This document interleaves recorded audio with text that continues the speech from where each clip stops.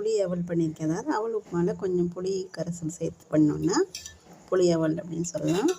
இது கொஞ்சம் டேஸ்ட் வித்தியாசமாக இருக்கும், நல்லாயிருக்கும் சாப்பிட்றதுக்கு. அதனால் இருக்கிறதுலே ரொம்ப ஈஸியானது அவல் உப்புமா தான். மிஷின் அவல் தான் வருது இப்போ. இது கார அவல்னால கொஞ்சம் கலராக இருக்குதுன்னு மஞ்சப்பொடி போட்டிருக்கேன்.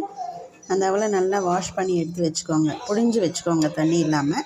அப்புறம் கடுகு, உளுத்தம்பருப்பு, கடலைப்பருப்பு இதெல்லாம் போட்டு தாளித்து, பச்சை மிளகா, பெருங்காயம் எல்லாம் தாளிச்சிட்டு இந்த அவலை போட்டு வதக்கி நல்லா சூரில் வதக்கி எடுத்து வச்சிட்டிங்கன்னா அவல் உப்புமா ரெடி. ஸோ இதில் நீங்கள் தேங்காய் போடலாம், இல்லை ப்ளைனாக பண்ணிவிட்டு லெமன் போடலாம்.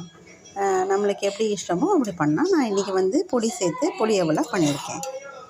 ஸோ ஈஸியான அவல் உப்புமா செமையாக டேஸ்ட்டாக ரெடி ஆகிடுச்சு. நீங்களே இது போல் அவசரத்துக்கு செஞ்சு பாருங்கள். கார அவல்னால உடம்புக்கும் நல்ல சத்து.